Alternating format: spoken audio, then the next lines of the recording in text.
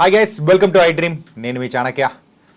Loan amount తీసుకున్న తర్వాత దాన్ని ఇన్వెస్ట్మెంట్ అని కొంతమంది చేస్తూ ఉంటారు. ఇలా చేయడం ఎంతవరకు కరెక్ట్? మరి అలా చేస్తే మనకి ఏదైనా రిటర్న్స్ కానీ ఎలా ఉంటాయి?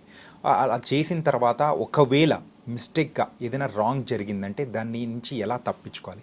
ఇలా బోల్డ్ అని కన్ఫ్యూషన్స్ అనేది కూడా మన మైండ్లో ఉంటాయి.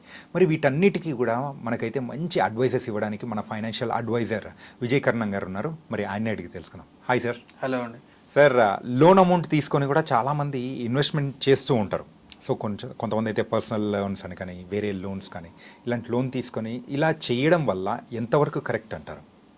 సో మనకి లైవ్గా జరిగే ఎగ్జాంపుల్స్ అండి ఇవి. మన ఐటీ ఎంప్లాయీస్ కానీ కొంచెం మంచి ఒక గ్రూప్ ఆఫ్ పీపుల్, ఒక 10-15 పీపుల్ వాళ్ళు ఏం చేస్తుంటారు అంటే వాళ్ళు పర్సనల్ లోన్స్ తీసేసుకుంటారు. ఎలిజిబిలిటీ 10 lakhs, 15 lakhs, 20 lakhs ఉన్న వాళ్ళు తీసేసుకుంటారు. 10 members కలిపితే ఒక 1 crore నుంచి 1.5 crore, 2 crore వరకు అవుతుంటారు. వాళ్ళు ఏం చేస్తుంటారంటే ఈ అమౌంట్ తీసుకెళ్ళి ఒక రియల్ ఎస్టేట్ ప్లాట్లో కానీ లేకపోతే ఆల్రెడీ ఉన్న ఓపెన్ ల్యాండ్స్లో ఎక్కడన్నా ఇన్వెస్ట్ చేస్తుంటారు. ఓకే. వాళ్ళు ఏం చేస్తుంటారంటే ఈ గ్రూప్లో 1 or 2 people already highly exposure ఉంటుంది రియల్ ఎస్టేట్కి. వాళ్ళకి ఎట్లా చేయాలి ఏందన్న ఒక ఐడియా ఉంటుంది. సో వాళ్ళ త్రూ వీళ్ళు ఏంటంటే రిస్క్ డైవర్సిఫై అవుతుంటుంది.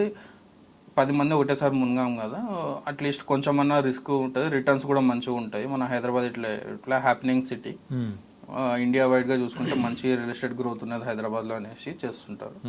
మన స్ట్రాటజీ ప్రకారం, థియరిటికల్ ప్రకారం ఇట్స్ రియల్లీ గుడ్. కానీ ఇక్కడ మీరు ఆలోచన చేయాల్సింది ఏంటి అంటే 10 members తీసుకొని వెళ్తున్నారు, లోన్ తీసుకుంటున్నారు, అక్కడ చేస్తున్నారు, అంతా ఓకే. 6 months, 1 year వరకు ఓకే. చేసిన వాళ్ళు ఉన్నారు, బయటపడ్డ వాళ్ళు ఉన్నారు, మంచిగా చేస్తున్నారు, అంతా ఓకే. కానీ మీకు ఒక్కసారి మన రియల్ ఎస్టేట్లోకి అమౌంట్ రియల్ ఎస్టేట్లోకి వెళ్ళిన తర్వాత అది that will be completely black money. ఎందుకు వెళ్తుంది అంటే మీరు రిజిస్ట్రేషన్ ఎంతకు చేపిస్తున్నారు, మీరు ఎంతకు తీసుకుంటున్నారు, ఎంతకు అమ్ముతున్నారు, ఎంత రిజిస్ట్రేషన్ చేపిస్తున్నారు.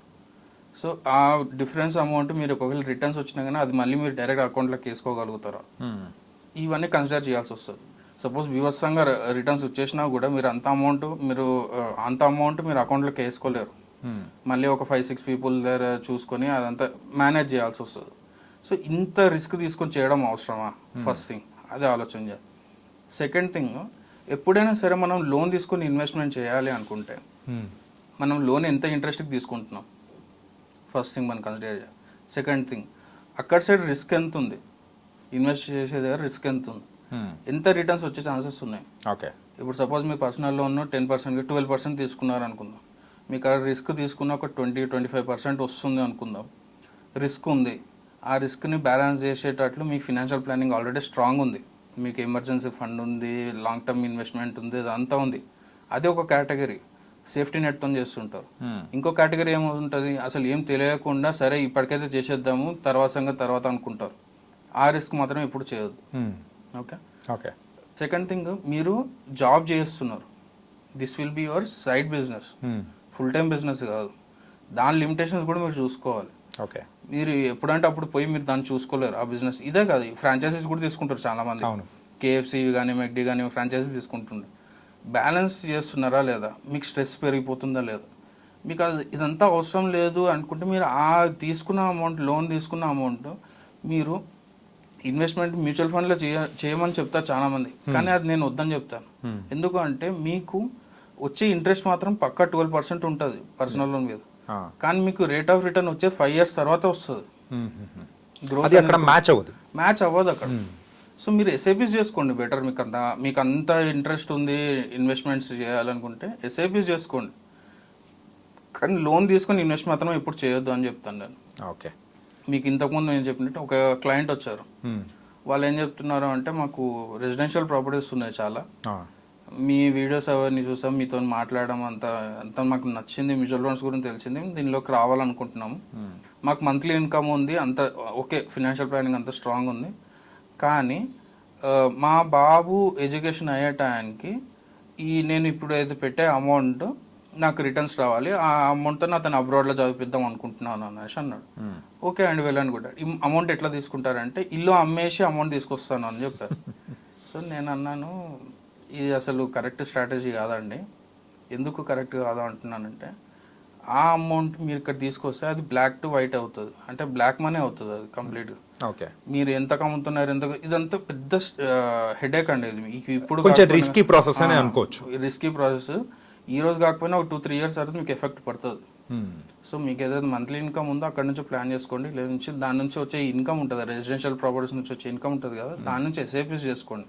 అంతేగాని అక్కడ ప్రాపర్టీస్ తీసుకుని బిజినెస్ చేస్తాను, ఆ అమౌంట్ తీసుకొచ్చి నేను ఇన్వెస్ట్ చేస్తాను, లేకపోతే లోన్స్ తీసుకొచ్చి నేను ఇన్వెస్ట్ చేస్తాను అనేది మాత్రం 100% రాంగ్. ఓకే, బిజినెస్ చేయడం వేరు, లోన్స్ తీసుకుని బిజినెస్ చేయడం వేరు, లోన్స్ తీసుకుని ఇన్వెస్ట్ చేయడం వేరు. ఓకే, ఈ డిఫరెన్స్ మీరు తెలుసుకోవాలి. ఓకే. బిజినెస్ చేసే వాళ్ళు లోన్స్ మీదనే బిజినెస్ చేస్తారు. అవును, మీరే కాదు, మన దగ్గరకు వచ్చే క్లయింట్సే కాదు, చాలా మంది బిజినెస్లు అన్ని లోన్స్ మీదనే నడుస్తాయి. ఎందుకు నడుస్తాయి అంటే వాళ్ళకి లోన్ వచ్చేది 10%, 12% లోన్. వాళ్ళ బిజినెస్ వర్కౌట్ అవుతే 30%, 40% ఇన్ ఇయర్ జనరేట్ చేస్తారు వాళ్ళు. ఓకే, అంటే నెక్స్ట్ 3 yearsలో ఎవ్రీ 3 years వాళ్ళ అమౌంట్ డబుల్ అవుతాయి, వాళ్ళ బిజినెస్ వర్కౌట్ అవుతాయి. లేదంటే వాళ్ళు ఈఎంఐస్ కట్టుకుంటారు. That is a business. ఇది మీ పర్సనల్ ఇన్వెస్ట్మెంట్. ఇన్వెస్ట్మెంట్ని బిజినెస్ని ఎప్పుడు మీరు కంపేర్ చేయొద్దు. బిజినెస్ ఈజ్ కంప్లీట్లీ దానికుండే ఛాలెంజెస్ వేరు, దానికుండే రిస్కులు వేరు. ఇన్వెస్ట్మెంట్ అనేది మనం రిస్క్ ఒకటే తీసుకుంటాం, మనం లాంగ్ టర్మ్కి చూసుకుంటాం. సో ఈ డిఫరెన్స్ మనకు క్లారిటీ ఉండాలి. అందుకే లోన్స్ తీసుకొని ఇన్వెస్ట్మెంట్ చేయమని నేను ఎప్పుడు ఎంకరేజ్ చేయను, అది కరెక్ట్ ప్రాక్టీస్ కూడా కాదు. ఓకే, సో మొత్తానికైతే లోన్ తీసుకొని బిజినెస్ చేయడము వేరు, లోన్ తీసుకొని ఇన్వెస్ట్మెంట్ చేయడము అవి ఎగ్జాక్ట్లీ. ఆ డిఫరెన్స్ ఏదో మరి ఎవరైతే తెలుసుకుంటారో వాళ్ళు మాత్రం సేఫ్గా ఉంటారు.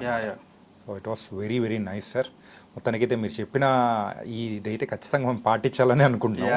So thank you so much. So guys, మరి లోన్ తీసుకొని ఎవరైతే ఇన్వెస్ట్మెంట్ చేయాలనుకున్నారో అది పెద్ద మిస్టేక్ అని చెప్పేసి మరి ఇక్కడ ఫైనాన్షియల్ అడ్వైజర్ విజయ్ కర్ణ గారు చాలా చక్కగా వివరించారు. అలాంటిది ఏదైనా ప్లాన్స్ ఉన్నా కానీ వెంటనే ఆపేసుకుంటే మంచిది. ఓకేనా? సో మరో ఇంటర్వ్యూతో మళ్ళీ కలుద్దాం. అంతవరకు take care. This is your Chanakya. See you.